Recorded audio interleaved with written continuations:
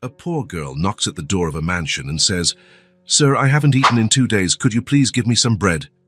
The young billionaire, who is mourning the loss of his daughter, opens the door and freezes when he sees that the girl looks identical to his child. What happens next will make you cry. Nathan Wells woke up at 6 in the morning, as always.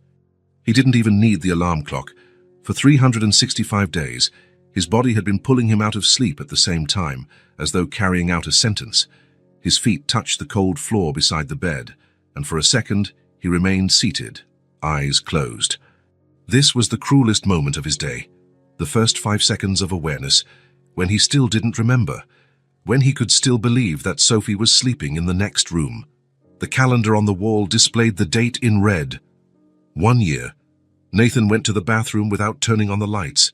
He knew every inch of the house by heart, every obstacle, every door. Even so, the darkness didn't stop him from seeing the ghosts. The rubber duck still in the tub, the small toothbrush in the holder, kept like a relic. Water on the face. Mirror. The dark circles under his eyes had become a permanent part of his face, like tattoos he never wanted. Black coffee, no sugar. A piece of toast he wouldn't eat. While the coffee maker worked, Nathan walked down the hallway, avoiding looking at the photos on the wall. He stopped at the closed door, the only one in the house he treated as something sacred. His fingers touched the cold doorknob, but didn't turn it. Not today. Since Sophie had gone, the house had become far too big. 4 bedrooms, 3 bathrooms, a spacious living room, a large kitchen, and a backyard garden. No one tended anymore. Everything was empty. A museum of memories where only a solitary visitor still wandered. In the living room, the toys were arranged exactly as on the last day. A doll on the couch staring at nothing. A castle made of colorful blocks on the coffee table. Children's storybooks neatly stacked. Nathan wouldn't let the housekeeper touch any of it. Sometimes he would sit on the floor and pick up a toy just to feel its weight in his hand. People told him he should pack it all away. Clean. Start over. As if grief had an instruction manual. The phone rang. Nathan looked at it disinterestedly, letting the answering machine take the message. "Nathan, it's Janet. Just reminding you about dinner tonight. We're all waiting for you. It's been way too long, dear. You can't go on like this." He turned off the sound before the voice could finish. Janet, his older sister, led the army of well-intentioned people determined to save him, as if he wanted to be saved. The coffee overflowed, burning his fingers. Nathan didn't even react to the pain. He pulled back the heavy curtains and let the dim morning light flood the room. The day was cloudy, as though the sky itself respected the date. In the window's reflection, he saw the entire living room, the toys, the photos on the walls, the space where Sophie used to dance, the 2 video game controllers still side by side. He grabbed his work folder, architectural projects he completed on autopilot. His boss kept him on out of pity. Everyone knew it. Nathan Wells, the brilliant architect who now drew soulless buildings, symmetrical, functional, empty, like his life. He checked the clock. It was only 6:40. The day would be long. In the entry hall, he stopped to put on his shoes. A slight noise caught his attention. He turned, heart racing for no reason. The sound didn't repeat, but for one absurd instant, he expected to see Sophie coming down the stairs in her unicorn pajamas, hair a mess, asking for pancakes. "Stop it," he told himself. At the front door, 3 locks. Nathan had installed them after she was gone, as if he could lock the pain out, as if he could keep more precious things from slipping away. He stepped out into the empty street. The quiet neighborhood was still asleep, houses well kept with their perfect gardens, whole families sleeping under the same roof, parents and children, hugs, shared nightmares, noisy breakfasts, life. He unlocked the car and tossed his folder on the passenger seat. He didn't start the engine right away. He just stared at the house, big, imposing, silent, a box full of nothing. When Sophie was alive, Nathan hated noise. Children's TV shows with repetitive songs, the click-clack of princess shoes on the wooden floor, loud laughter, endless questions about stars, dinosaurs, and why the sky is blue.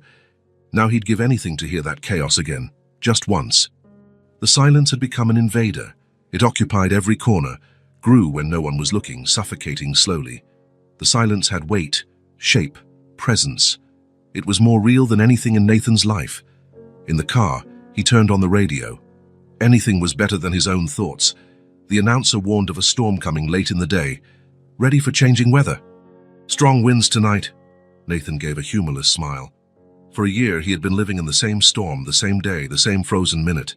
The difference was that no one else saw the rain drenching him. He started the car but didn't drive to the office. Not today.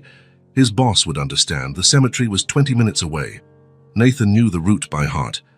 He could have done it with his eyes closed. He bought flowers from the usual spot. The florist always set aside sunflowers on Fridays, knowing who bought them and for whom. As he drove, the silence in the back seat haunted him. Where there should have been a booster seat, conversation about school, pleas for made-up stories during traffic. "The house is empty without you, Sophie," he muttered to no one. The storm arrived earlier than predicted. Large drops battered the windshield as Nathan parked at the cemetery. He grabbed the flowers and stepped out without an umbrella. He didn't mind getting wet. Little did he know that this storm would bring more than water. It would bring a knock at the door. A second chance. A girl soaked by the rain, with eyes he would recognize anywhere. But for now, all Nathan knew was the weight of silence, a silence that screamed louder than any sound in that big, empty house. Nathan returned from the cemetery drenched. The rain had turned into a furious storm, sweeping through the streets and forcing cars to slow down while pedestrians ran for cover. He parked in the garage but didn't get out of the car right away. He sat there, watching the water stream down the windshield, blurring everything outside. As always, visiting Sophie's grave left him exhausted. It wasn't just the emotional weight of the memories, but also the effort to maintain composure, to not completely break down in the middle of the cemetery. He had learned to save his collapse for inside the house, where no one would see him. When he finally went in, he dropped the keys on the entry table and took off his soaked coat. His shoes squeaked against the wooden floor, leaving wet footprints down the hallway. He loosened his tie and headed to the kitchen to grab a towel to dry his hair. The clock read 4 in the afternoon. Nathan hadn't eaten anything all day, but his stomach wasn't complaining. Appetite was one of the many things that had died with Sophie. He ate because he had to, not because he wanted to. Bread, fruit, anything that required little effort. As he dried his hair, he wandered through the house with empty eyes. Some mail was piled on the living room table, probably bills. He ignored them. The TV had been off for so long, Nathan wondered if it still worked. Silence was his only constant companion. His cell phone vibrated in his pocket. A text from his sister. "Dinner at 7. We'll pick you up. I won't take no for an answer today." Nathan sighed. The anniversary of his daughter's death, and he still had to endure a dinner full of pitying looks and forced conversation. People saying life goes on as though it were some universal truth applicable to everyone. As if there were a timer for grief. He decided to take a hot shower. Maybe it would chase away the deep cold that seemed lodged in his bones. It wasn't the cold from the rain, it was something deeper that no heater could fix. In the bathroom, he turned the shower to its hottest setting, letting steam fill the small space. As the water ran over him, he closed his eyes and tried not to think of anything. This was the closest he could get to peace. 20 minutes later, he put on sweatpants and an old t-shirt. He didn't need to dress up for dinner. He had already decided not to go. He would send Janet a text with some excuse, maybe a cold. It wouldn't be a total lie, given the rain he'd endured. Outside, the storm worsened. Thunder shook the house slightly. Nathan remembered how Sophie was afraid of thunder, how she would run to his room during storms, asking to sleep beside him. "The sky monsters are fighting," she used to say. He sat on the living room armchair with a glass of whiskey. He didn't drink often, but today was different. Today deserved a temporary numbness. He turned on the lamp. The only source of light in the room darkened by the storm. Outside of work hours, Nathan avoided bright lights. The dimness matched his mood. A particularly loud thunderclap startled him, causing him to spill some whiskey on his shirt. Almost at the same time, another noise. Different, closer. Nathan frowned, unsure if he had really heard something or if it was just the storm playing tricks on him. The sound repeated. A knocking. Someone was at the door. Nathan wasn't expecting anyone. Janet wouldn't come so early, and no friends visited him anymore. He had made sure of that. Perhaps it was a neighbor, Mr. Grayson sometimes showed up to borrow tools or offer pies his wife baked. He set down the glass on the coffee table and walked slowly to the door. The knocks came again, weaker now. Nathan hesitated, hand on the doorknob, as though afraid of what he might find on the other side. When he finally opened it, the sight momentarily robbed him of speech. A small girl stood in the rain, completely drenched, wearing clothes that were worn and too big for her. Her hair was plastered to her face, and she was visibly shaking. But that wasn't what made Nathan freeze. It was her face, those eyes, the shape of her nose, the small mouth. The resemblance was striking, impossible, absurd. For one insane second, he thought Sophie had returned, like in a ghost story he never believed in.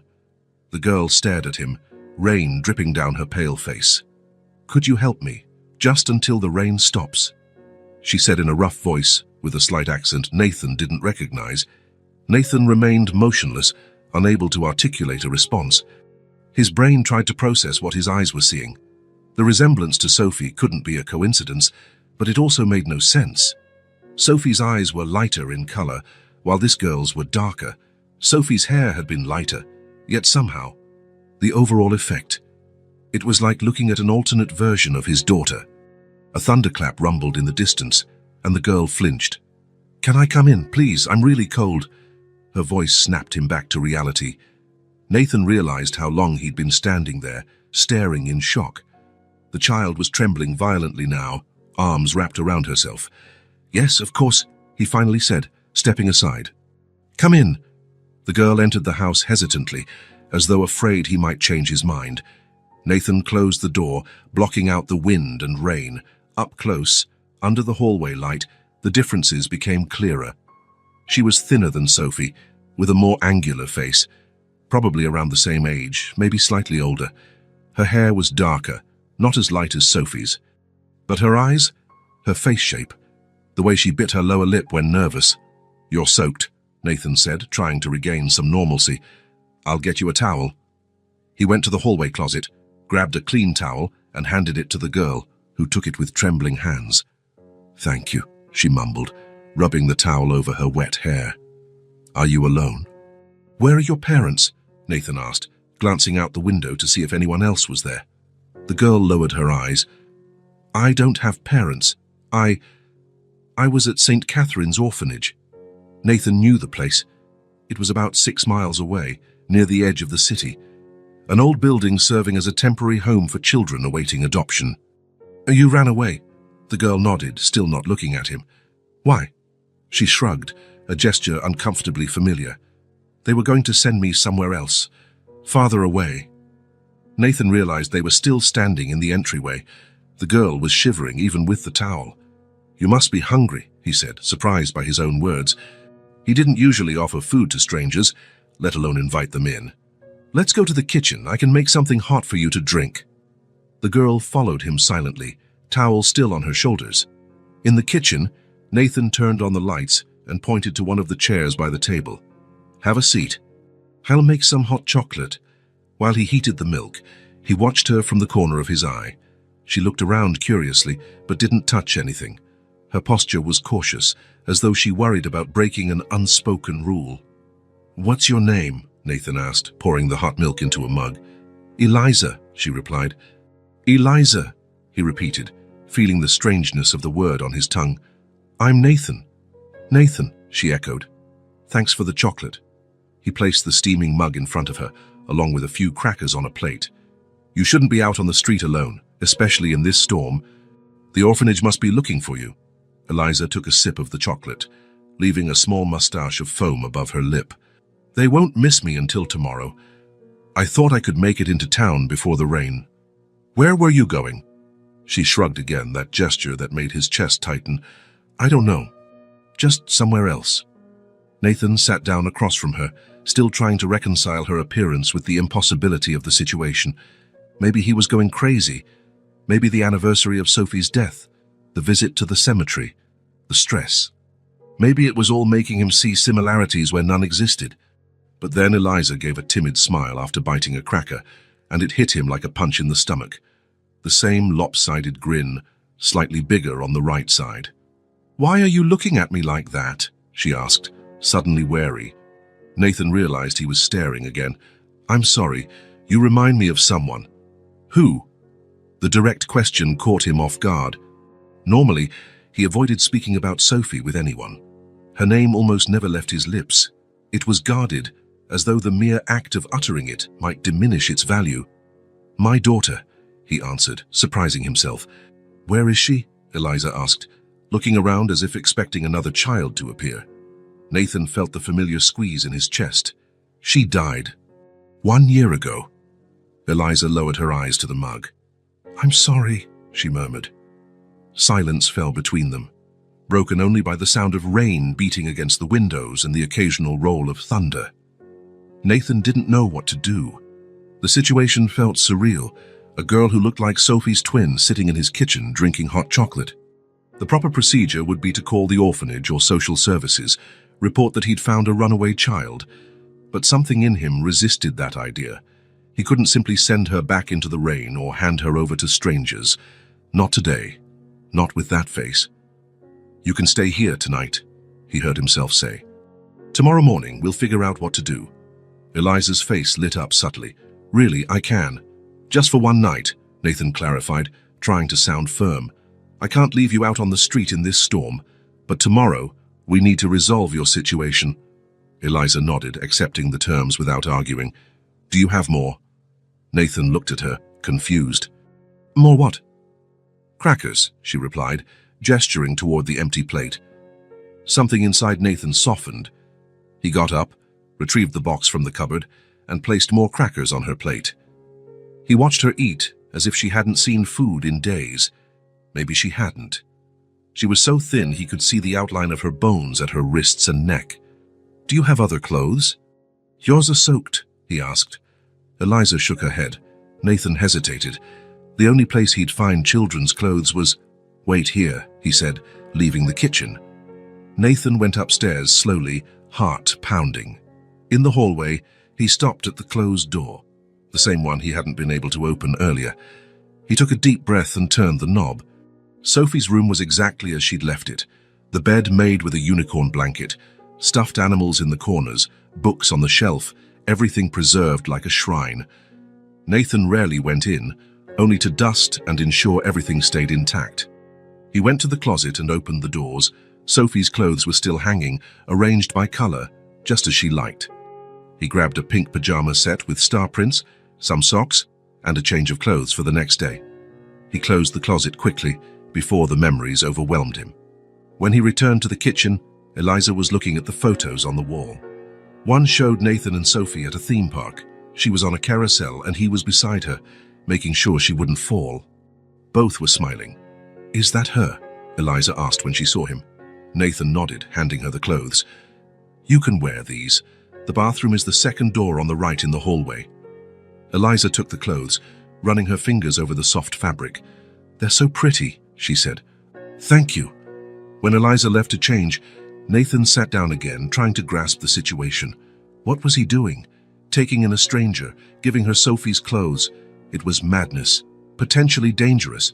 She could be lying. She could be running some kind of scam. But that face that haunted his dreams. Eliza returned minutes later, wearing Sophie's pajamas. They were slightly large for her, especially the sleeves, but they mostly fit. She held her wet clothes folded in her arms. "We can dry those," Nathan said, taking them to the laundry room. When he came back, he found Eliza in the living room, looking at Sophie's toys still out.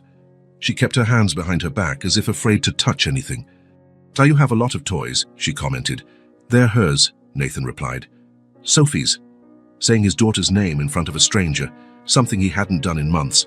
Strangely, it didn't hurt as much as he'd expected. Eliza nodded, her eyes scanning the items. A doll on the couch, some children's books, colorful blocks. "You can sit," Nathan said, indicating the couch. She sat carefully, as though worried she might break something. Her feet barely touched the floor. Nathan didn't know what to do next. He wasn't prepared for company, let alone a child who seemed like a ghost from his past. He turned on the TV, searching for a children's channel. "Do you like cartoons?" he asked. Eliza shrugged again. "I'm not sure, I don't watch much TV." Nathan found a channel playing an animated show and placed the remote beside her. "You can watch whatever you want. I'll get the guest room ready for you." As he climbed the stairs, Nathan realized that his house, once as silent as a tomb, now had a new sound, the soft chatter of the television and an occasional childish giggle. It felt strange, unsettling, and, in a way, comforting. The guest room was rarely used, only when Janet or some other relative stayed over, which happened less and less. He quickly changed the sheets and fluffed the pillow. It was a bed far too big for a child, but it would do for one night. When he returned to the living room, Eliza was asleep on the couch. The TV was still on, but she wasn't watching anymore. She was curled up, hugging a pillow, her face relaxed in slumber. His first instinct was to wake her and guide her to the guest bed, but something stopped him. The sight was mesmerizing. A child sleeping on his couch, wearing Sophie's pajamas, with Sophie's face. Nathan went to the hallway closet and grabbed a blanket, draping it over Eliza carefully so as not to wake her. She stirred slightly but remained asleep. He sat in the armchair nearby, watching her. The resemblance was still shocking, even in sleep. He knew he should be calling the authorities. He knew that harboring a runaway orphan without notifying anyone was probably illegal, but he couldn't make himself stand up and make that call. Tomorrow, he told himself. He'd take care of it tomorrow. For now, for the first time in a year, the house didn't feel quite so empty.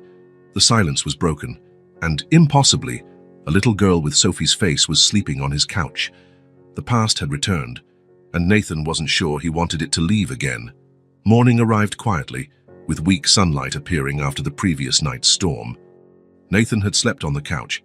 He couldn't bring himself to go upstairs. He preferred to stay in the living room like an improvised guardian, watching over the girl, but Eliza was no longer there. Nathan jolted awake, heart pounding. Had she run away again? Slipped out while he was sleeping without saying goodbye? The thought bothered him more than it should have. "Eliza," he called, voice rough with sleep. No answer. He checked the kitchen, empty. Her clothes were no longer in the laundry area. He was about to go upstairs when he heard a slight noise from above. Soft footsteps, almost imperceptible. Nathan climbed the stairs slowly, following the sound. In the hallway, Sophie's door was ajar. His heart skipped a beat. That door was always kept closed. He stopped at the entrance, trying not to make a sound. Eliza was inside, moving around the room with quiet curiosity. She still wore Sophie's pajamas, but her hair was combed, her face washed.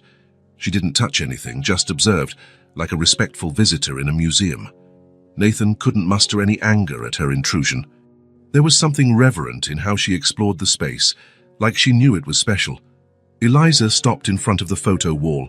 Nathan knew exactly what she was looking at. The wall was a visual timeline. Sophie as a newborn in his arms at the hospital. Sophie taking her first steps holding his fingers. Sophie on her first day of school. Sophie blowing out birthday candles. Sophie at the beach building sandcastles.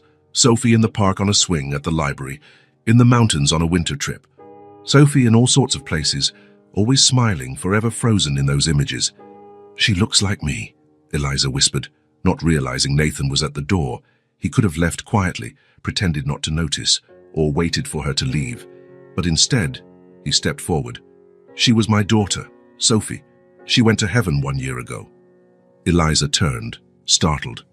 Her eyes widened as she saw Nathan there, as though expecting to be scolded for intruding. "I'm sorry," she said quickly. "I shouldn't have come in here." Nathan shook his head slightly. "It's okay."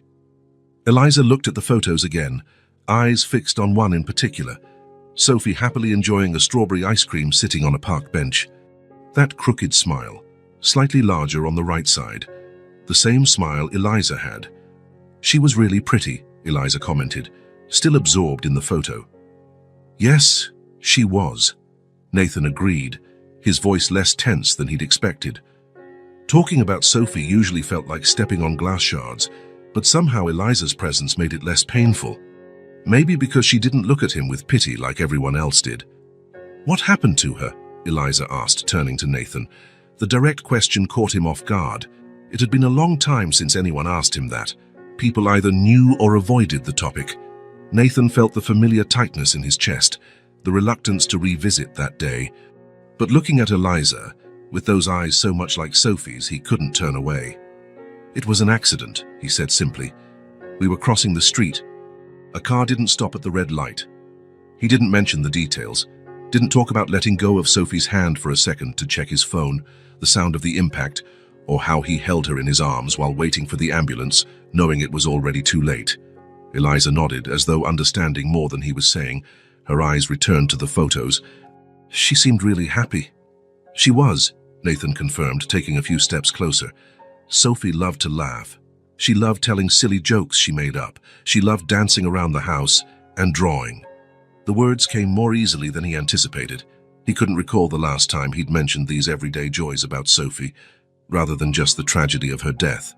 Did she like ice cream? Eliza asked, pointing to the photo.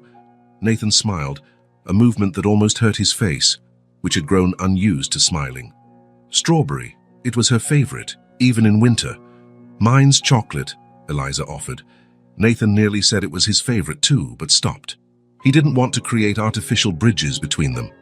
He watched Eliza walk over to Sophie's bed, where several stuffed animals were arranged against the pillows. She looked at them with an expression that was impossible to decipher. Was it envy, sadness, or something deeper? She was lucky. She had someone. The words were so quiet he almost didn't hear them. But he did, and they struck him like a physical blow, knocking the air from his lungs.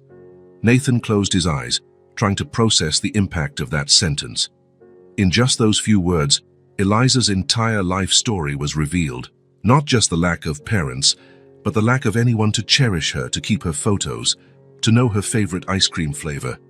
When he opened his eyes again, Eliza was watching him, gauging his reaction. There was a wisdom in her gaze that didn't fit her age, the kind of understanding that only comes from growing up unprotected. Sophie was lucky to have you as a father, Eliza continued, voice a bit firmer. Even if she went to heaven too soon, she knew someone cared. How could a child say something so profound?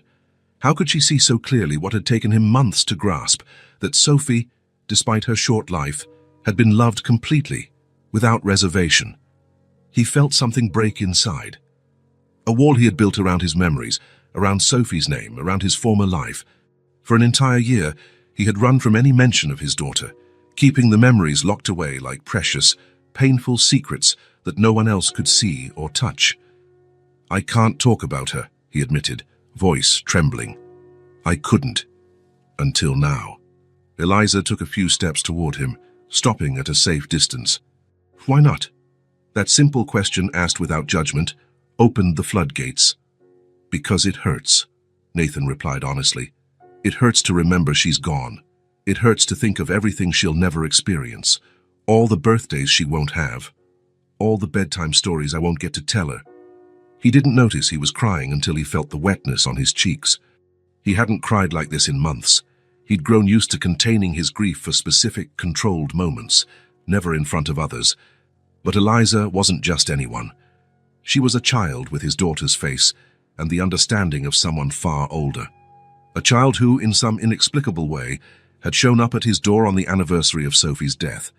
Sophie liked bedtime stories, Eliza asked, breaking the silence. Nathan wiped his tears with the back of his hand, feeling something loosen in his chest, a tension he had carried so long he hardly noticed it anymore. She loved them, he answered, and for the first time in a year there wasn't a knot in his throat when he spoke of his daughter. I used to make them up every night. Stories about dragons and knights, about fairies and enchanted forests. Do you still remember those stories? Eliza asked, a hint of shy curiosity in her eyes. Nathan nodded, recognizing what she was really asking. I remember all of them. They stood there quietly for a moment, looking at each other. Between them, invisible but palpable, Sophie seemed to be there, not as a painful ghost, but almost as a comforting presence. I'm hungry, Eliza finally said, breaking the spell. Are there more crackers? Nathan smiled, and this time, the movement felt natural. I think we can find something better than crackers for breakfast. Let's see what we have in the kitchen. As they left the room, Nathan realized he hadn't closed the door behind him as he usually did. He'd left it slightly open, as though some spell had been broken, as though the shrine was finally letting in fresh air. For the first time in a year, he'd spoken about Sophie without running away, and discovered that sharing memories made them lose some of their power to hurt. After the conversation in Sophie's room, something had changed between them. An invisible wall had fallen, replaced by something else, not distrust but caution, as though they both feared breaking the fragile bond that was starting to form. Nathan prepared a more elaborate breakfast than he had for himself in months. Scrambled eggs, bacon, toast, orange juice. Nothing extraordinary, but it represented an effort he hadn't made in a long time to actually cook, rather than opening a packet of pre-made food. Eliza sat at the kitchen table, still wearing Sophie's pajamas. Her clothes were dry and folded on a nearby chair, but she hadn't changed yet. Nathan didn't mention it. He placed a plate in front of her and sat down across the table. Neither spoke. It wasn't awkward, just no need to fill the silence. It felt comfortable, so different from the hollow quiet that had ruled the house before. Nathan watched as Eliza picked up a slice of toast and meticulously cut it into perfect triangles. An odd habit. Sophie used to eat the corners first, saving the middle for last. Eliza did the opposite. She cut the toast into geometric shapes, arranged them on her plate, and ate them one by one, following some logic only she understood. A subtle smile appeared on her lips once she finished sorting the triangles, not a wide grin, but a hint of satisfaction, as if pleased at completing a little puzzle. Nathan found himself smiling too as he watched her. There was something mesmerizing about her precise motions, her concentration, the way her eyes assessed the plate like she was studying a map. A strand of dark hair fell across her face. Without thinking, Nathan leaned over and gently brushed it aside. Eliza didn't flinch, she just kept eating, as though that gesture was perfectly normal between them. The single hair lingered between Nathan's fingers. He looked at it for a moment, a thought forming in his mind. Discreetly, he folded the hair in his palm and slipped it into his shirt pocket. It was crazy, he knew. The resemblance to Sophie was astounding, but coincidences happen. Children can look alike without any relation. Besides, he knew Sophie's history. He was there for every moment of her short life, from the hospital birth to the lonely funeral. Still, there was something about Eliza's mannerisms, her gaze, the tilt of her head when she was thinking, something that went beyond mere physical likeness. "Would you like to wear your clothes now?" Nathan asked, breaking the silence. "They're dry." Eliza glanced at the folded clothes and then at the pajamas she wore. "Can I keep this on?" she asked, hesitating. "It's comfortable." Nathan nodded, surprised at how quickly he agreed. The pajamas belonged to Sophie, part of his most sacred memories, but seeing Eliza wearing them didn't hurt the way he'd expected. On the contrary, there was something comforting about it. "Sure," he said, "go ahead." "Forever." Her eyes went wide for a moment. Nathan realized his mistake. He'd been vague about how long she'd stay. The previous night, he said, just one night. But morning had come, and he still hadn't made any calls to the orphanage or social services. "For now," he answered carefully. "We'll figure things out, don't worry." Eliza nodded, returning her attention to the plate. She didn't push further. After breakfast, Nathan called his office, saying he'd be working from home for a few days. His boss didn't question it. Everyone still treated him with kid gloves after Sophie's death. He spent the morning working on his laptop in the living room, while Eliza explored the house in silence. She didn't open drawers or touch things. She only observed, as if memorizing every detail.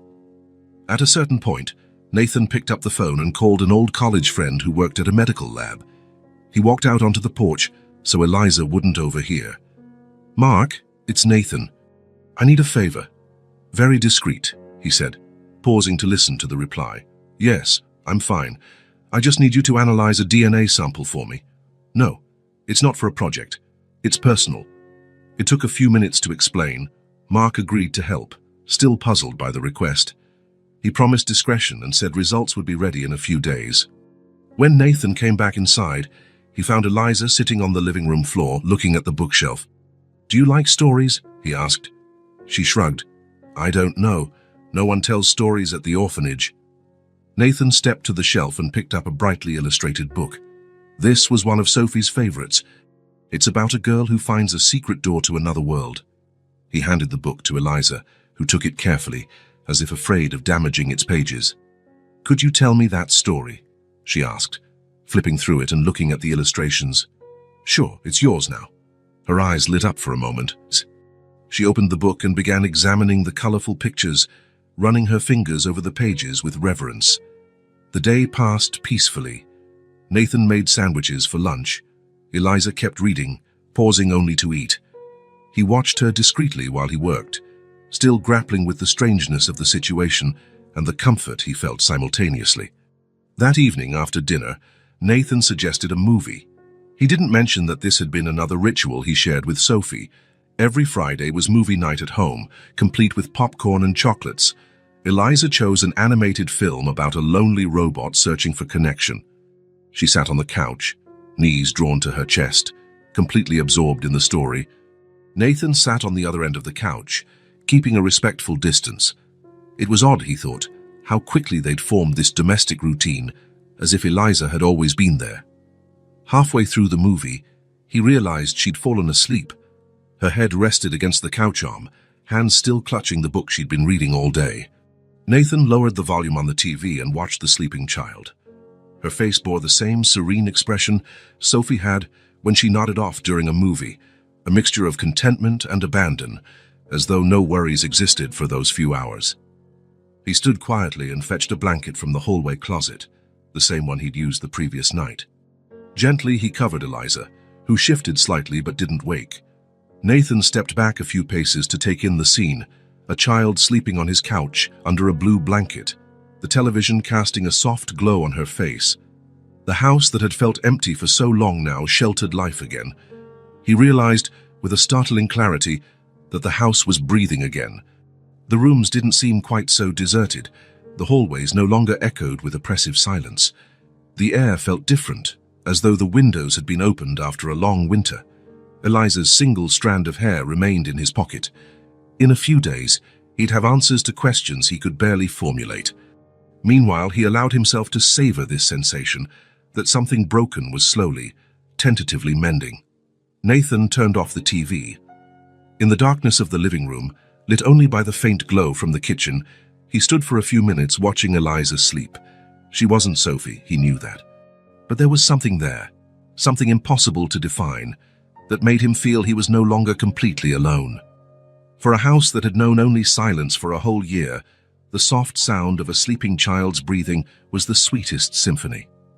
The weekend arrived with a timid sun after days of rain. 3 mornings had passed since Eliza had arrived at Nathan's house. The one night had quietly stretched on, without either of them mentioning it. It was like a silent agreement. No talk of tomorrow, no tough questions. Nathan had called his boss again, requesting a few more days to work remotely. He made up a story about plumbing issues, an excuse no one questioned. He needed time to think, to decide what to do about Eliza. The strand of hair he'd collected was already at Mark's lab. Results in a few days, his friend had promised. Until then, Nathan allowed himself to live in this strange temporal bubble, where past and present blurred in the presence of a girl who so resembled Sophie. During these days, Nathan observed that Eliza was extremely perceptive. She learned quickly where everything was in the house, adapted to his schedule, never asked for anything beyond the basics. She was a child who'd learned to occupy the smallest possible space in the world, to not be a bother, to make herself nearly invisible. Nathan wondered what kind of life had taught her such skills. On this particular Saturday morning, Nathan was at his makeshift office in the dining room, answering work emails. Eliza had eaten breakfast and now ventured into the backyard, the first time she'd been outside since she arrived. Nathan glanced out the window occasionally, making sure she was okay. She wandered through the unkempt garden with cautious curiosity, touching the leaves of plants, watching birds in the trees, drawing patterns in the damp earth with a stick. She didn't play as typical children do. She moved like a small explorer, mentally cataloging each discovery. When Nathan saw her come back inside, he returned his attention to the laptop. He was focused on a tricky email from a demanding client when he realized he no longer heard Eliza's footsteps. The sudden silence alarmed him. He'd grown accustomed to the soft presence she brought. He stood and walked through the house, checking the kitchen and living room. No sign of her. He went upstairs to check the guest room where she slept. Empty. Sophie's room, the door now slightly ajar since their talk, also empty. That's when he heard it. A light sound, barely audible, a muffled giggle, like someone trying not to be noisy. Nathan followed the sound to the end of the hallway, where a door remained shut. Sophie's playroom, the only room he'd kept untouched exactly as it was on her last day. Not just preserved, but genuinely undisturbed. Toys still strewn across the floor as Sophie had left them, a board game mid-play, open markers beside a half-finished drawing. The door was now ajar. Nathan crept closer and peeked through the gap. Eliza was inside, sitting on the floor, completely absorbed in her discovery. The room was a child's treasure trove, shelves full of toys sorted by type, a large dollhouse big enough for a kid to enter, a small table, and colorful chairs for drawing or crafts, piles of board games stacked to the ceiling, and a big basket overflowing with stuffed animals. Nathan watched her pick up a rag doll, examining it with awe before carefully putting it back in its place. Then she lifted a box of colorful blocks, building and dismantling small towers. She treated every toy with respect, as though they were rare and precious artifacts. "I've never seen so many toys in my life," she murmured to herself in wonder. Conflicting emotions hit Nathan. Part of him wanted to rush in and stop her. This was Sophie's final sanctuary, the space he'd guarded so closely. Nobody had entered it since the accident. Not even the housekeeper was allowed to clean it. Almost reflexively, he pushed the door open and took a step inside. Eliza saw him immediately and froze, eyes wide like a startled deer. Her small shoulders tensed, and she gently placed the teddy bear she'd been holding back on the floor. "I'm sorry," she whispered, voice barely audible. "I shouldn't have come in here." She started to stand up, clearly preparing to leave as quickly as possible. Nathan opened his mouth to scold her, to say this room was off limits, that these things were sacred and not to be touched. But then he saw something that stopped him. In Eliza's eyes, there wasn't just fear. There was a resigned sadness, as though she already expected punishment for daring to touch something beautiful. As if life had repeatedly taught her the same lesson: beautiful things aren't for you. "It's okay," Nathan heard himself say, surprised by his own voice. "You can play here." Eliza didn't move, unsure if she had understood him correctly. "I can?" "Yes," he confirmed, stepping fully into the room. "Just be careful, okay?" She nodded vigorously, still standing, waiting for more proof she had permission. Nathan gave a small smile and motioned to the toys. They all belonged to Sophie. She used to love playing here. Eliza looked around, absorbing that information. "She was really lucky," she said softly, still hesitant to resume playing. Nathan sat in an adult chair in the corner, a chair he'd used when playing with Sophie. He gestured for Eliza to continue. "You can keep going, I won't interrupt." Slowly, as though testing boundaries, Eliza sat back on the floor. She picked up the teddy bear again, a brown bear with a red bow tie. Nathan recognized it, Mr. Buttons, one of Sophie's favorites. "Does he have a name?" Eliza asked, holding the bear carefully. "Mr. Buttons," Nathan said automatically. "He lost an eye button once, and Sophie said that made him even more special." Eliza smiled at the bear, examining it. "He does seem special," she agreed. Gradually, the initial tension dissipated. Eliza began to explore more freely, still with that near-reverent caution. Nathan allowed himself to relax in the chair, simply watching. There was something therapeutic about seeing the toys in use again, coming to life after so long. For a year, they'd been painful relics, fossilized reminders of lost happiness. Now, in Eliza's small hands, they were serving their real purpose, bringing joy. When Eliza discovered a box of costumes, her eyes lit up. There were crowns, magic wands, superhero capes, fairy wings, pirate hats. She looked at Nathan, silently seeking permission. "Try them on," he encouraged. Eliza picked up a gold plastic crown and put it on her head. It was too big, slipping down over her eyes, and she adjusted it, laughing softly. "Now I'm a princess," she announced shyly. "Every princess needs a scepter," Nathan said, leaning over to grab a star-tipped wand. He handed it to Eliza, who took it with shining eyes. "And a kingdom," she added, surveying the room as if seeing it anew. Nathan watched as she built a kingdom using colorful blocks, arranging stuffed animals as her subjects, declaring new royal laws with her wand. It was the first time he'd seen her fully act like a child, not the wary, grown-up figure who had shown up on his doorstep 3 nights ago. Gradually, without noticing, Nathan found himself included in the play. Eliza designated him the royal advisor, asking his opinion on important kingdom matters: whether lunch should be ice cream, whether dragons could be domesticated, whether clouds were made of cotton candy. He answered with mock seriousness, slipping into his role more easily than he'd have expected. When was the last time he'd played like this? Allowed himself to indulge in this fantasy world without guilt. At one point, Eliza found a blue wizard's hat covered in silver stars and placed it on Nathan's head. "Now you're magical too," she declared.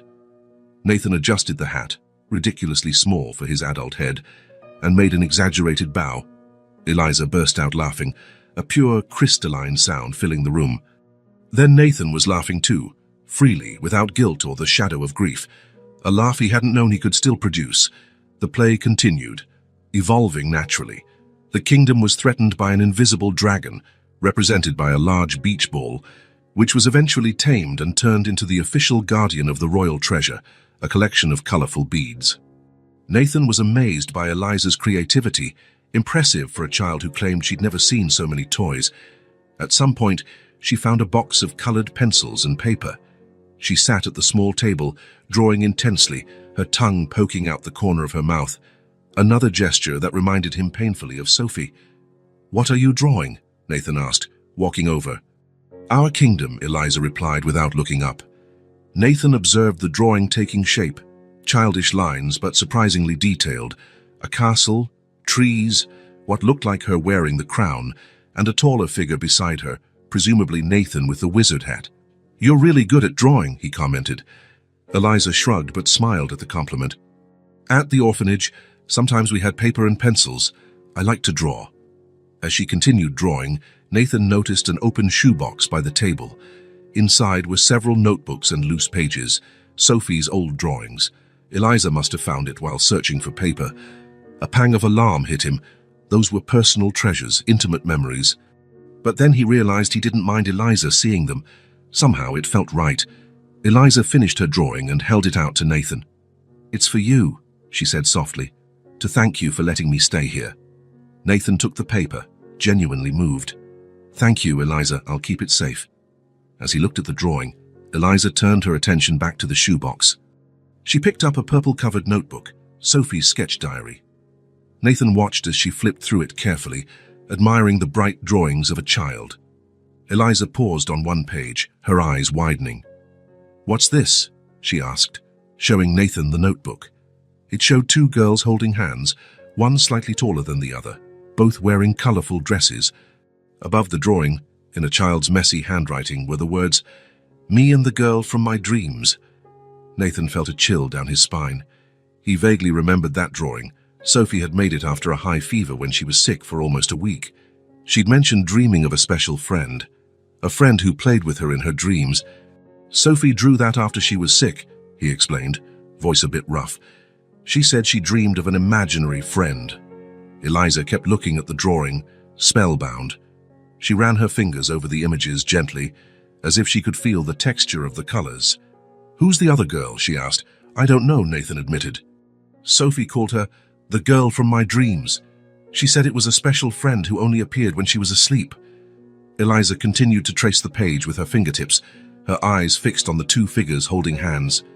There was something unusual in her expression. Not mere childlike curiosity, but something deeper, as though she was trying to recall a buried memory, or forging a connection she couldn't explain. "I dream too," she said quietly, almost to herself. "There's a girl who plays with me, but I can never see her face." Nathan felt his heart rate spike. Coincidence, or something more? He hoped the DNA results would offer some answers, but each moment with Eliza led to new questions. "Dreams are mysterious," he offered, trying to keep his tone light despite the storm of thoughts in his mind. Eliza finally tore her gaze from the notebook and looked at Nathan. "Do you think Sophie and I could have been dreaming about each other? Even if we never met?" The question, posed with childhood simplicity, struck Nathan like lightning. Impossible, of course. And yet, "Who knows?" he replied, unable to find a better answer. Eliza closed the notebook gently and put it back in the box. "Can I keep playing?" she asked, returning to the tangible reality of the moment. "Sure," Nathan said, still shaken by the strange coincidence. While Eliza went back to exploring the toys, Nathan remained seated, observing her. The moment with the drawing had added a new layer of mystery around her, not just her resemblance to Sophie, but also this inexplicable dream connection. Afternoon light streamed through the windows, bathing the playroom in a golden glow. Watching Eliza play with Sophie's beloved things, Nathan realized something fundamental had changed. The playroom, which for so long had been a painful mausoleum of frozen memories, was alive again. The toys had returned to their original purpose, bringing joy to a child. And he, once the guardian of an unchanging past, was allowing himself to look at the present, maybe even the future. Eliza put on a pirate hat and wielded a plastic sword, declaring that the kingdom was now under threat from friendly pirates. Nathan adjusted his wizard hat, ready for another round of make-believe. From the corner of his eye, he saw the purple notebook in the shoebox, 2 girls holding hands. Me and the girl from my dreams. There were more mysteries in this house than Nathan could understand. But for now, as he laughed freely for the first time in a year, he decided the mysteries could wait. The envelope arrived on a Tuesday. Nathan found it among the usual mail and recognized it immediately. Mark's lab had kept its promise. The DNA test results were inside, the answer to the mystery that had plagued him since Eliza showed up at his door. He waited until evening, after Eliza fell asleep, to open it. Sitting in his office with a half-finished glass of whiskey, he carefully tore the paper and pulled out the report. Positive result, genetic compatibility, father-daughter. The confirmation hit him like a lightning bolt. Eliza was his biological daughter. Not just uncannily similar to Sophie, they shared his DNA. Her striking resemblance now had an explanation, but so many questions remained. How was it possible? How had he never known Eliza existed? Nathan ran a hand over his face, trying to organize his thoughts. He needed answers. He went down to the basement, where he kept old records. Boxes neatly labeled by year contained documents, contracts, tax returns, meticulous traces of his life. Maybe there would be something, some clue explaining the inexplicable. The search lasted for hours. He sifted through dusty documents, scoured financial records, paged through old photo albums. He was about to give up when he found a folder simply marked Personal 2016. Inside were various documents related to temporary workers who had been employed at his home.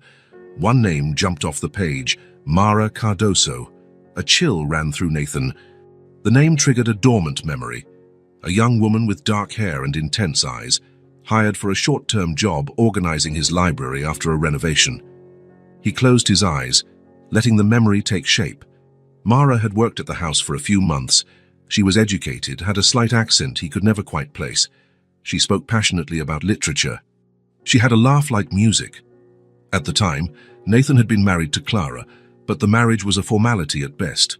Clara was always away, travel, commitments, living a life separate from his. Loneliness brought Nathan and Mara together.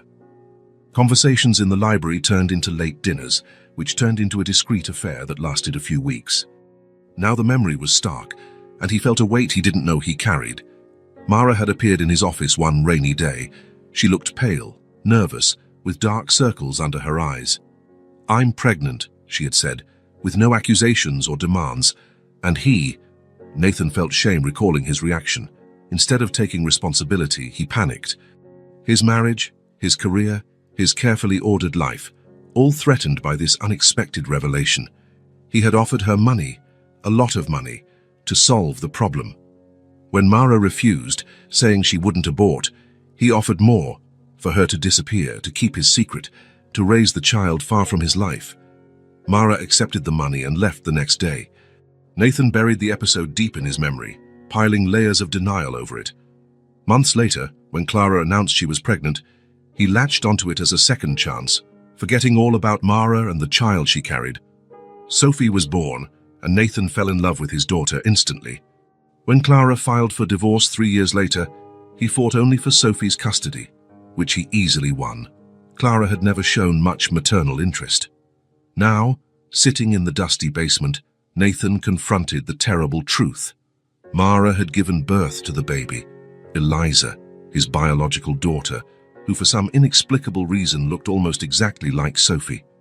"I let her go," he whispered to himself, voice thick with guilt and regret. He couldn't sleep now. He went back up to his office, rummaging in his contacts for a number he rarely used. Michael Keegan, a private investigator he'd hired during the divorce. It was almost 3 in the morning when he dialed. Michael answered, sounding groggy. "Keegan here? Michael, it's Nathan Wells. I know it's later, but this is urgent. I need your services again. A pause, then the sound of movement. Wells, long time. What happened? I want to find the mother of the girls, Nathan said, voice thick with emotion. Her name is Mara Cardoso. Worked for me in 2016. I need to find her as soon as possible. Girls, plural. Michael sounded puzzled but remained professional. I'll need more details. Nathan provided everything he could recall. Mara's appearance, approximate age, the month she worked for him, the amount of money he'd transferred to her. I'll start immediately, Michael assured him. If she's still in the country, I'll find her. Money is no object, Nathan emphasized. Just find her. It's more important than you know. After hanging up, Nathan went to the bedroom where Eliza slept. He looked at her peaceful face in the dim light, so much like Sophie's it hurt. How could he not have seen it earlier? How had he missed that they were practically duplicates? Returning to his own room, sleep refused to come.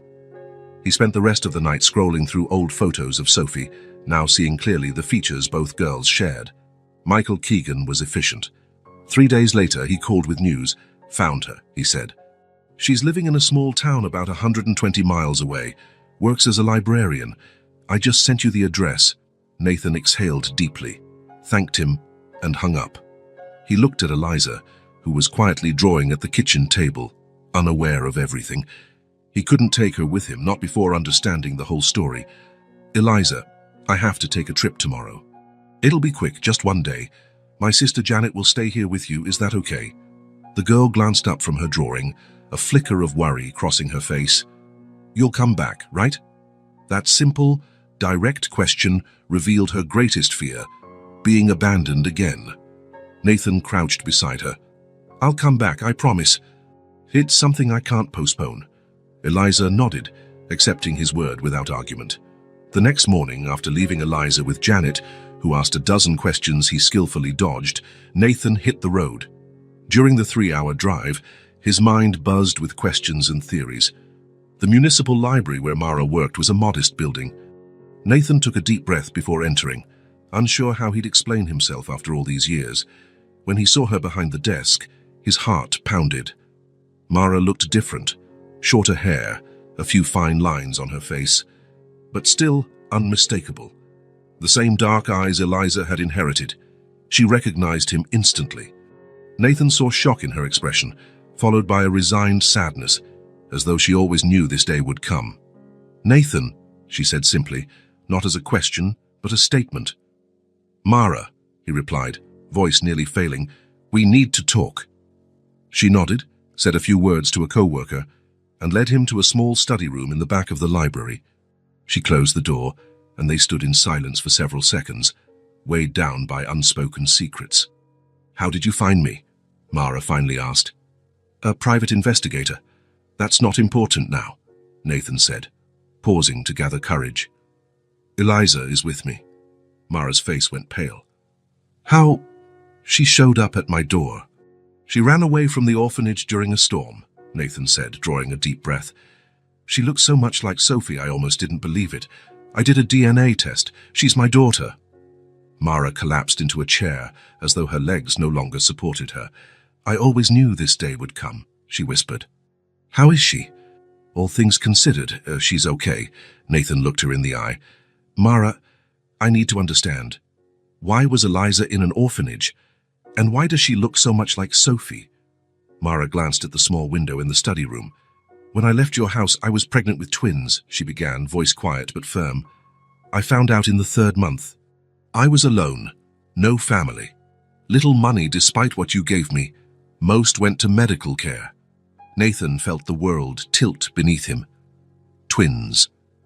The word echoed in his mind like a bell. When the girls were born, I realized I couldn't raise both, Mara continued. I was alone, working 2 jobs and living in a rented room. She paused, tears rolling freely now. I made the hardest decision of my life. What decision? Nathan asked, though he already suspected the answer. I kept Sophie for a year, but my situation only got worse. I couldn't give her the life she deserved. Mara wiped her tears. And Eliza? I left her at the orphanage right after birth, promising myself I'd return when I could. But Sophie? Nathan asked, confused. Sophie was born to my wife. I was there at the hospital. I saw the birth. Mara shook her head slowly. No, Nathan. The child you knew as Sophie was my daughter, our daughter. I brought her to your house when she was almost a year old. I left her at your door with a note saying, "Take care of our daughter." Nathan felt as if he'd been punched. It was absurd, impossible, yet it explained everything, the uncanny resemblance between the girls, Clara's detachment from the child, the bizarre dreams Eliza had mentioned. Clara was never pregnant, Mara went on, unyielding in her revelations. She saw a chance to save your marriage when she found a baby on the doorstep, with a note identifying you as the father. She convinced you the child was hers too, that she'd hidden the pregnancy.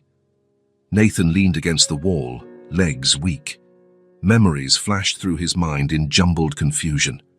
Clara suddenly announcing a pregnancy, refusing to go to medical appointments with him, the emergency birth where he was only allowed in after it was over. A complex web of lies, and he, desperate to believe, had accepted it all without question. Why, he asked, voice almost inaudible. Why separate the sisters? Mara looked directly into his eyes, her face etched with pain and resolve. I just wanted one of them to have a chance. With you, Sophie could have everything, education, comfort, opportunity. I thought maybe I could save up and reclaim Eliza later, at least raise one of them decently. She took a shaky breath, but I never managed it. Each year it got harder. And when Sophie died, Nathan asked, feeling the familiar pang that word carried. I almost lost my mind, Mara admitted. I wanted to get Eliza immediately, but I was afraid of you, of your reaction, afraid I couldn't care for her. So I kept putting it off, visiting her secretly at the orphanage, promising I'd bring her home soon, but until she got tired of waiting and ran away. Nathan sank into a chair, overwhelmed. Sophie, his Sophie, had never been Clara's child. She was Mara's child, Eliza's twin, both his biological daughters, separated by tragic circumstances. Why didn't you ever come to me? He asked, anger surfacing. I had the right to know. You pushed me away, Nathan, Mara said without bitterness. You paid me to disappear. You made it clear you didn't want any responsibility. Why would I seek out a man who didn't want his own children? Her words slapped him. She was right. He'd been a coward, choosing the easiest path. I tried to do the best for them, Mara continued, her voice softening. I know I made mistakes, but I never wanted to hurt them. I just wanted them to survive, to have a chance. Nathan covered his face with his hands, tears impossible to hold back. Everything finally clicked. Strange coincidences, dreams, the supernatural likeness. They were both my daughters, he whispered, voice breaking. And I failed them both. Mara didn't respond. There was no adequate reply. When Nathan finally looked up, his eyes were bloodshot, but there was a fierce determination in them. I won't fail again, not with Eliza. What are you going to do? Mara asked, a hint of alarm in her voice. Give her what she deserves. A home, safety, unconditional love, Nathan said firmly. What about you? What will you do? The question hung between them, heavy with unspoken implications. Mara looked out the window at the darkening sky. I don't know, she finally admitted. I'm not sure I have the right to be in her life after everything. Nathan stood, gathering the pieces of his shattered dignity. That's something we'll have to work out, together or apart, he said, pausing to lock eyes with her. But first, I need to get back home. I promised Eliza I would come back. Driving home through the beginning of another storm, Nathan felt the weight of truth on his shoulders. He had discovered far more than he'd sought, more than he ever imagined. Both were his daughters, Sophie and Eliza, twins separated by poverty, by circumstance, by the wrong decisions of the adults who should have protected them. And he had failed them both. He had failed Sophie by not questioning the circumstances of her arrival in his life. 447. He had failed Eliza before she was even born, denying her a father, a home, a family. Now, only one daughter remained. One chance at redemption. One opportunity to do the right thing, finally. Nathan sped through the storm, eager to get home, to see Eliza, to begin repairing the mistakes of the past, to build a future where the ghosts could finally rest. The drive back felt endless. Nathan kept his eyes on the dark road, made darker by the brewing storm, but his mind replayed every detail of his conversation with Mara, trying to process the devastating truth. Twins. Sophie and Eliza were twins, his daughters, both of them. One was gone forever, and the other had spent years in an orphanage, unaware she had a father, a sister, a history. When he finally reached his home, it was night. The living room lights glowed, casting dancing shadows across the front garden. Nathan remained in the car for a few moments, reorganizing his thoughts, preparing to face Janet and her inevitable questions. More than that, preparing to face Eliza. How would he look at her now, knowing who she truly was? He took a deep breath and stepped out of the car. The rain had stopped, but the air was still damp and heavy, either after or before another storm. Nathan opened the front door and entered. Janet was in the kitchen, preparing something. The aroma of hot chocolate drifted through the air. She looked up when she heard him come in, her face a mix of relief and mild reproach. "Finally, I was getting worried. You could have called." "Sorry," Nathan muttered, glancing around. "Where's Eliza?" "Upstairs. In the guest room." Janet moved closer, drying her hands on a dish towel, studying his face. "Are you okay? You look like you've seen a ghost." Nathan didn't respond immediately. In a way, that's exactly what had happened. He had faced ghosts from his past, mistakes he thought were buried. "I'm just tired.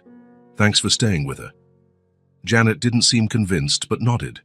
"She's a special child, Nathan. So quiet, so observant. She reminds me of Sophie sometimes." Nathan felt a pang in his chest. If Janet, who'd barely spent time with Sophie, also noticed the resemblance, what else had he been ignoring? "Was there any trouble?" he asked, trying to change the subject. "None. But..." Janet hesitated, looking uneasy. "She got anxious after you left, asked multiple times if you'd really come back." Nathan closed his eyes briefly. Of course Eliza would doubt him. She had spent her whole life being left behind.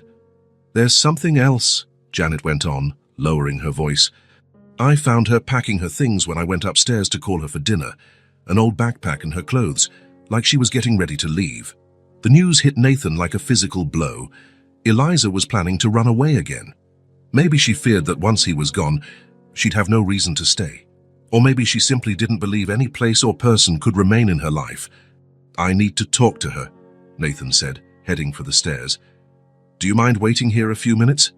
Janet nodded, looking worried, but asked no further questions. Nathan climbed the steps slowly, each one feeling weighted by the burden of everything he'd learned. What would he tell Eliza? How could he explain the truth? Should he lay it all out now, or wait until she felt more secure? How much truth could a child handle? He stopped at the guest room door, listening to the silence within. He knocked softly. "Eliza, it's me. Can I come in?" "Okay," came the small voice after a brief pause. Nathan opened the door and found her sitting on the edge of the bed. She was indeed packing her things, as Janet had said. The old backpack she'd brought in that storm was open on the bed, containing her few possessions. She was holding Sophie's pajamas, the ones she loved wearing. "You came back," Eliza said, a statement, not a question. There was relief in her voice, but also a guarded sadness, as though ready for everything to fall apart at any moment.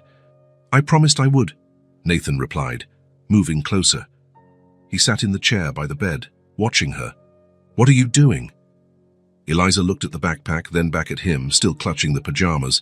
"I'm packing," she said simply. "Your sister is nice. She made me hot chocolate and told me stories." Nathan nodded, trying to find the right words. Eliza went on before he could speak. "You've been good to me, but you don't have to keep me here." That phrase, spoken with such resignation, broke Nathan's heart.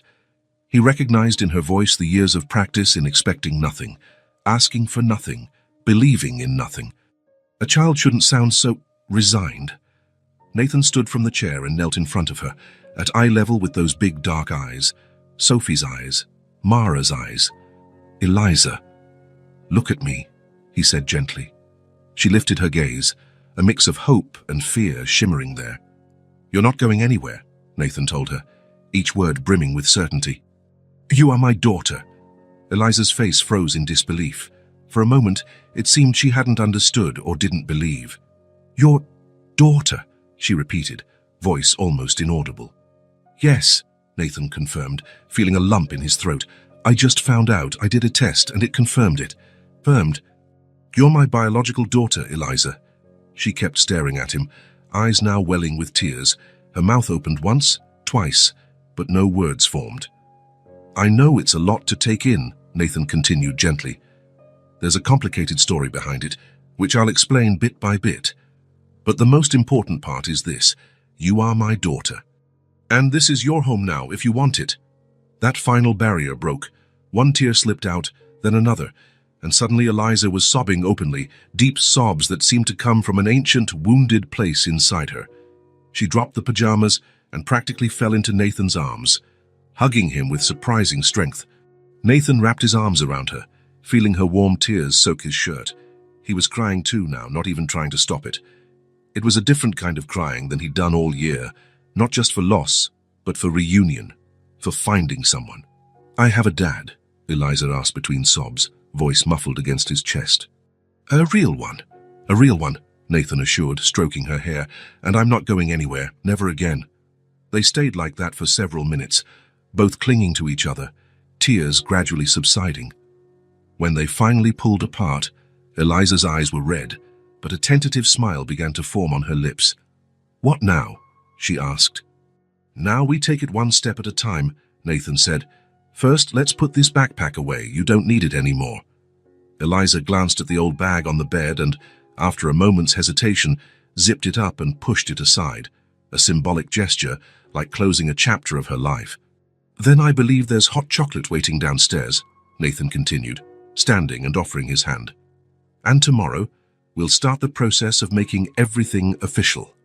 Eliza took his hand, her eyes calmer now, as though a heavy burden had been lifted from her small shoulders. In the weeks that followed, Nathan navigated the bureaucracy of adoption proceedings. He explained the situation to the authorities, at least part of it.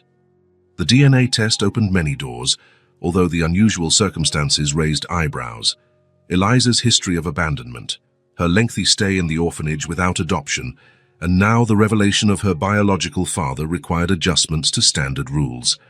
Mara also attended the hearings, confirming she was the biological mother and signing the paperwork to relinquish custody to Nathan. Visits between her and Eliza were arranged with professional guidance, starting with brief, supervised meetings. It was a delicate process, filled with complex emotions for everyone. One clear autumn morning, nearly 2 months after Eliza arrived, Nathan took her to court for the final adoption hearing. The judge was an older man with kind eyes behind thick glasses. He reviewed the documents one last time, appearing satisfied. Well, everything seems in order, he announced, looking over his glasses at Eliza, who sat beside Nathan wearing her nicest dress, a gift from Janet. We just need to finalize a few details. A court clerk approached with the final forms. Full name of the child, she asked, pen in hand. A brief silence. Nathan looked at Eliza, giving her the chance to answer. Eliza smiled, a bright, confident smile, free of the hesitancy that had once marked her face. Eliza Wells, she said without hesitation. The clerk jotted down the name, but the judge noticed something. Do you want a middle name, Miss Wells? He asked kindly. Eliza looked at Nathan, then at the judge, and finally replied, Eliza Sophie Wells. Nathan felt tears forming again, but this time he let them fall. Somehow, it felt right. An homage to the sister Eliza never knew yet, with whom she shared more than just DNA. When they left the courthouse, final adoption papers tucked under Nathan's arm, the autumn sun bathed the city in golden light. Eliza skipped alongside him, more excited than he'd ever seen her, repeating her new full name as if it were a magic spell. Eliza Sophie Wells, Eliza Sophie Wells, she chanted, clutching Nathan's hand. Watching her, Nathan thought of everything they'd endured to reach this day, pain, loss, secrets, but also unexpected reunions, discoveries, second chances. Now Eliza had a name carrying her history, her identity, her belonging. She had a home, not just a roof overhead, but a place where she mattered, where she was special. And she had a father, someone who chose her despite all the complications and scars.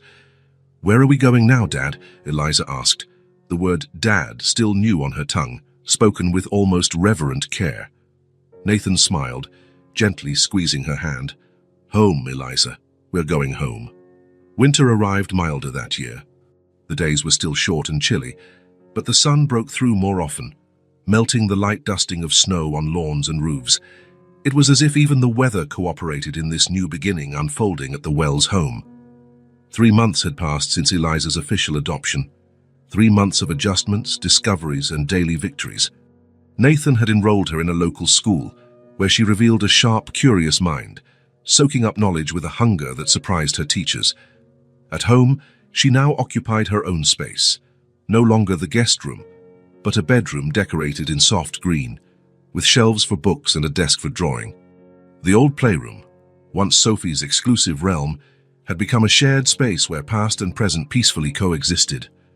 Over time, memories found their proper place, not so painful that they suffocated, nor so hidden that they disappeared, simply part of the story that brought them here. That Sunday morning at breakfast, Nathan realized Sophie's birthday was approaching the following week. He hadn't mentioned it to Eliza, unsure how the date would affect them both. The previous year had been consumed by grief. The idea of celebrating felt almost sacrilegious. Eliza noticed his distant expression and tilted her head, curious. "You're thinking about something," she observed, not as a question but a statement. Over the past months, she had become remarkably skilled at reading his moods. Nathan hesitated. They had agreed to always be honest with each other, even about tough topics. A silent pact formed when they began their new life together. "Sophie's birthday would be next week," he said gently. Eliza nodded thoughtfully. Since learning she was Sophie's twin, she had shown a careful curiosity about her sister, asking occasional questions, looking at photos, trying to piece together an image of the person she never met, yet shared so much with. "Are you going to visit her?" Eliza asked, meticulously spreading jam on her toast. "Yes," Nathan answered. "I always visit her grave on her birthday." Eliza looked up from the toast, her gaze unexpectedly mature. "Can I come too?" The request surprised Nathan. He had never considered taking Eliza to the cemetery. It seemed a heavy place for a child with such a complicated background. But seeing her earnest face, he understood it was important to her. "Are you sure?" he asked, giving her room to change her mind. Eliza nodded firmly. "She was my sister," she said simply. "I never got to meet her, but I'd at least like to say hello." Nathan felt his heart warm, despite everything she had endured. Abandonment, loneliness, the harsh orphanage. Eliza had a remarkable capacity for empathy and caring. "In that case, we'll go together," he agreed. On Sophie's birthday, they rose early. The sky was a deep blue, cloudless. Nathan helped Eliza bundle up against the cold, layering clothes for warmth. They didn't talk much, but the silence was respectful, as though preparing for something significant. On the way, they stopped at a flower shop. Nathan was ready to buy his usual bouquet of white lilies, but Eliza paused in front of a bucket filled with bright sunflowers. "Did Sophie like these?" she asked, touching a vibrant yellow petal. "They were her favorite," Nathan confirmed, surprised Eliza had chosen them. "She said they were happy flowers because they always followed the sun." Eliza gave a small, meaningful smile. "I want to bring her a sunflower, please." Nathan purchased one sunflower for Eliza and kept his usual lilies. As they drove to the cemetery, he noticed how carefully she held the flower, as if it were fragile and precious.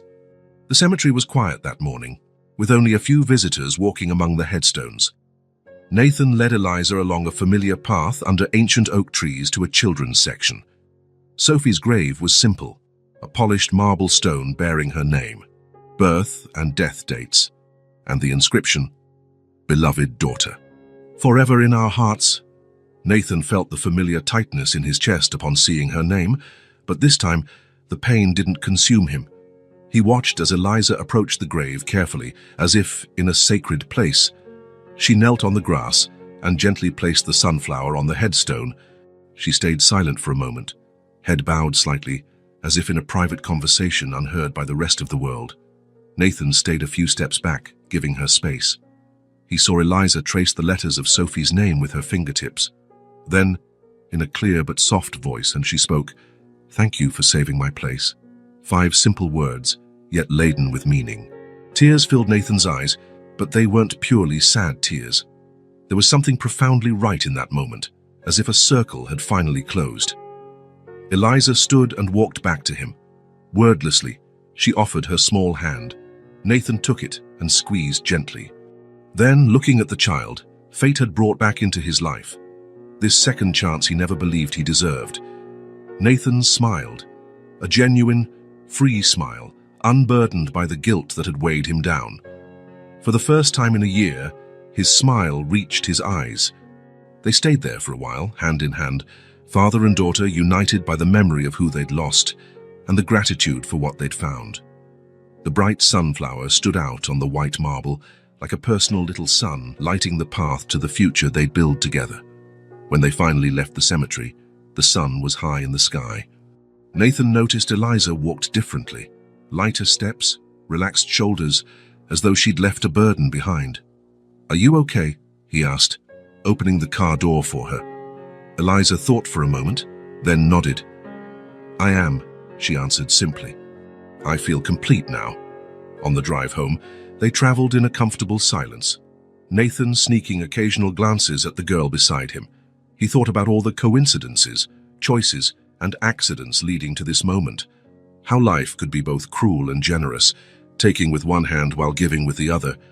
The house waiting for them was no longer a mausoleum of painful memories, nor was it something entirely new, devoid of history. It was better, a home where past and present found a way to coexist, where ghosts no longer haunted but guarded, where life moved on with its imperfect, wondrous cycle. Eliza switched on the radio, and a gentle melody filled the car. Nathan smiled again, easier this time, like a muscle remembering how to move after long disuse. For the first time in a year, the future no longer seemed like a barren, intimidating landscape, but a path worth walking. Together, spring came in full force, mirroring the rebirth inside the Wells home. The cemetery visit marked a turning point for Nathan and Eliza, not an ending, but a new beginning. Something had changed between them, an invisible barrier disintegrating so that both could breathe more freely. Eliza thrived at school, slowly making friends at her own cautious pace. Nathan returned to the office 3 days a week, balancing his career with fatherhood. Sometimes Mara visited on Sundays. Her relationship with Eliza remained complicated, full of contradictory emotions. But with each visit, small bridges were built. The house that once felt like a mausoleum now radiated life. Laughter echoed in the hallways.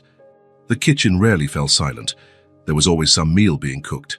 And Nathan discovered he liked cooking, especially when Eliza perched on a stool, watching him, asking questions, or suggesting ingredients with her childlike logic.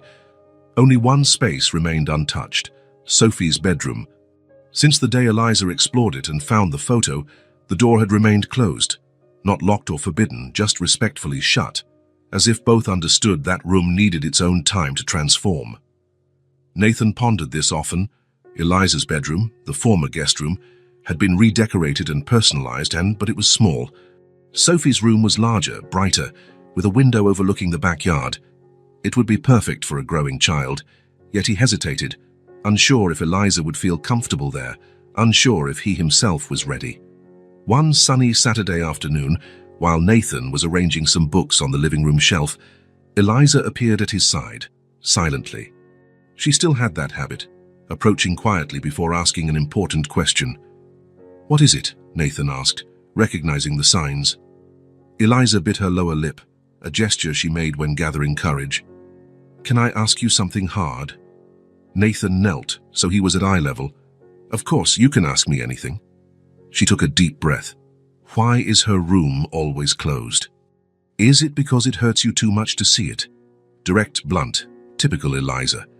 In the months they'd lived together, Nathan had learned she tackled difficult subjects head-on, without the sugarcoating adults often apply for children. At first, that was it, he answered honestly. It hurt a lot to see her things, to remember she wasn't coming back. And now? Nathan thought for a moment. Now it's more complicated. It's not that same sharp pain. It's not knowing exactly what to do with that space, how to honor her memory while still moving forward. Eliza nodded, taking in his words with a seriousness that often surprised him. "I dreamed about that room last night," she confessed. "It was filled with sunlight and someone was playing there, but I couldn't see who. A shiver ran through Nathan. Eliza's dreams always intrigued him, especially when Sophie was involved. "Would you like to see the room again?" he asked, the idea forming as he spoke. She nodded quietly. Together, they climbed the stairs, their footsteps echoing on the polished wood. They stopped before the closed door, a physical and emotional barrier separating past from present. Nathan took a deep breath and turned the knob, opening the door slowly. Afternoon light streamed through the half-open curtains, bathing the room in a warm, golden glow. The air felt slightly stale, but not oppressive, just the stillness of a place waiting patiently for visitors. Eliza hovered on the threshold, as though waiting for explicit permission to enter. Nathan stepped aside, inviting her in silently. She walked in carefully once again with that quiet reverence of someone entering hallowed ground. The room looked exactly as before. The unicorn comforter on the bed, the bookshelf filled with Sophie's favorite titles and trinkets, the plush rug, the small desk near the window. Sophie was present in every corner, every color choice, every object. Eliza moved around, gently touching items as she had on her first visit. But this time, something was different in her expression. Not just curiosity, but recognition, familiarity that shouldn't be possible for someone who'd barely spent time here. She stopped by the window, gazing at the backyard, where early spring flowers had begun to bloom. Sunlight lit her face, highlighting faint freckles on her nose, so much like Sophie's. "I missed this even though I didn't know it," she said softly, as if speaking to herself. Nathan stepped closer, standing beside her. "What do you mean?" Eliza frowned, searching for the right words. "It's like when you're really thirsty, but don't realize it until you take that first sip of water." She paused. "I never had a place like this, but it feels like my heart remembers." The simple depth of her words made Nathan's chest tighten. Again, that strange sense that the twins shared something beyond the physical, a bond he might never fully grasp. Or maybe it was just Eliza's natural longing for a home. Either way, he felt humbled. "This room belongs to you too," Nathan said, the words coming easily. Eliza turned to him, eyes questioning. "Really? But what about her things?" "We can store some and keep others," he explained. "This space can honor Sophie and still be your room now. I think she'd like that." A tentative smile curved Eliza's lips. "Can I sleep here tonight?" "Of course," Nathan agreed. "We can move your stuff in little by little. We can reshape this room together." Eliza nodded, satisfied by the suggestion. She walked to the bed and sat on the edge, running her hand over the unicorn comforter. "Can I stay here alone for a bit?" she asked. "Just to see how it feels." "Sure," Nathan replied, understanding her need to process everything in her own way. "I'll be downstairs whenever you're ready." As he turned to leave, he saw Eliza lying down on the bed, gazing at the ceiling, where small glow-in-the-dark stars formed constellations. The scene looked so right, like a missing puzzle piece finally snapping into place. Pausing in the hallway, Nathan glanced back at the open door. Sunlight now poured in freely, illuminating a space that had stayed in the shadows too long, just like his heart. He went downstairs feeling an odd lightness. It was as though the house was finally whole. Not the same as before, nothing would ever be the same, but whole in a new way, brimming with possibilities he hadn't imagined. In the kitchen, he started preparing dinner, hearing the occasional floor creak overhead, where Eliza moved around her new territory. Once in a while, he heard her soft laughter floating down like music. The room that had held only silence and memories now glowed with life again. A room filled with light, emerging from the shadows of grief and into the brightness of hope. Just like them. Summer arrived with long days and a seemingly endless blue sky. A year had passed since that stormy night when Eliza knocked on Nathan's door. A year of transformations, discoveries, and small and large steps toward healing. A year that felt both fleeting and like an entire lifetime. The house that had once held only silence and absence now overflowed with life. Every room was in some way renewed. Sophie's old bedroom, now shared with Eliza, held elements of both girls. The beloved books Sophie left behind lined up next to Eliza's colorful drawings. The unicorn comforter was still on the bed, but now joined by new stuffed animals. The walls, once pale pink, now featured a painted panel of stars that Nathan and Eliza had created on a rainy weekend. The playroom wasn't a frozen museum anymore. The toys, now regularly scattered and reorganized, truly lived again in a child's hands. The kitchen rarely stayed silent. If empty, it still carried the aroma of a shared meal. One Sunday morning, Nathan woke to the familiar sound of Eliza's bare feet running along the hallway. He smiled before even opening his eyes. This was the new rhythm of the house, starting the day with energy, purpose, and excitement for what lay ahead, rather than weighted by the pain of what had been lost. He went downstairs to find Eliza already in the kitchen, reaching for the cereal boxes in the high cupboard. "Good morning," he said, yawning. "Need some help?" Eliza turned with a grin. Her hair was messy, a dark halo around her face. She'd grown a few inches in the past months, and her eyes now held a constant sparkle that hadn't been there before. That look of a child who feels safe, loved, home. "I wanted cereal, but I was also thinking of making bread today," she announced, as if revealing a master plan. "Like you taught me." "Sounds like a great idea," Nathan agreed, handing her the cereal box. "Oh, but breakfast first." They ate together, talking about the day's plans. That was how it always went now. Simple schedules, shared expectations, a safe routine sprinkled with small adventures. "Can I play in the backyard later?" Eliza asked as she helped clear the bowls to the sink. "Sure," Nathan replied. "While you play, I'll start getting the dough ready." A short while later, Eliza headed out to the backyard. Nathan watched her through the kitchen window as he measured flour. The once neglected garden was now lively, full of colorful blooms and even a small vegetable patch they tended together. Eliza dashed across the grass, chasing butterflies or maybe imaginary creatures. She'd built what she called a fort under the old apple tree, sheets draped over low branches, forming a perfect hideout for solo adventures, or when her few but loyal new school friends came over. Nathan finished kneading the dough and set it aside to rise, covering it with a clean cloth. He stepped onto the porch, settling into the rocking chair he'd recently installed. From there, he could watch Eliza at play, lost in a world part real, part imaginary. Sunlight filtered through the apple tree's leaves, creating shifting patterns on Eliza's face as she concentrated on arranging stones in a circle, perhaps building something important in her mind. Sometimes she spoke aloud, possibly to herself or invisible companions. Nathan suspected she occasionally chatted with Sophie, though Eliza never said it outright. The scene before him, the vibrant yard, the absorbed little girl, the cozy house behind, filled Nathan with a sense of wholeness he never thought possible after Sophie's death. This wasn't the same happiness he once knew. It would never be exactly that again. It was something else, deeper, more aware of its own fragility. A joy that carried the memory of pain, but chose each day to move forward despite it. The house now breathed. Each room had reclaimed its true purpose, to shelter life, not just preserve memories. The sounds of Eliza, her footsteps, her laughter, even her occasional outbursts, had banished the oppressive silence.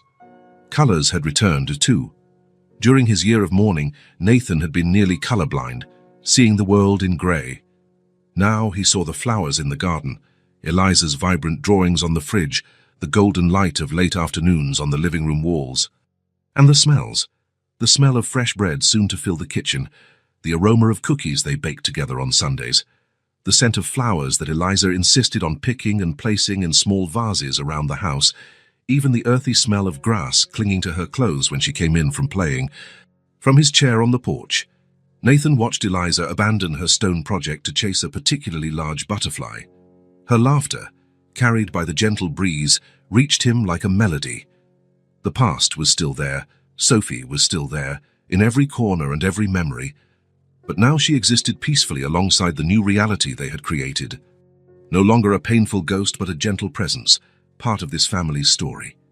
The present was an embrace, literal hugs from Eliza, which came more often and more freely now, and the figurative embrace of the life they were building, wrapping them in safety and belonging. "Dad, come see what I found," Eliza called from the middle of the yard, holding something small in her hands with great excitement. Nathan stood, smiling. Even this simple act, being called, responding, joining, was a gift he no longer took for granted. Love doesn't replace, he thought, as he walked across the grass toward his daughter. But it knows how to begin anew. Nathan healed his grief. Eliza healed her loneliness.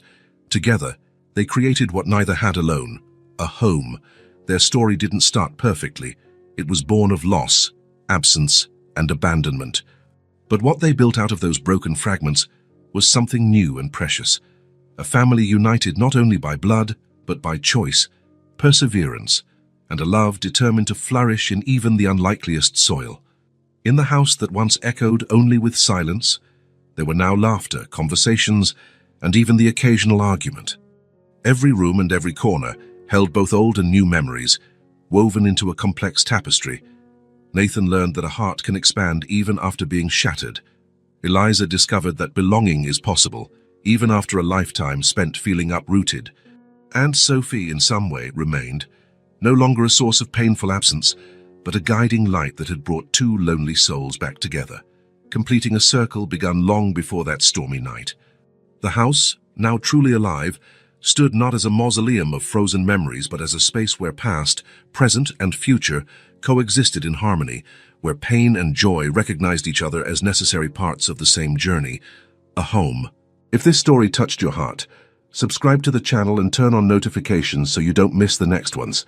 Leave a like, because it helps this story get recommended to more people. See you in the next story.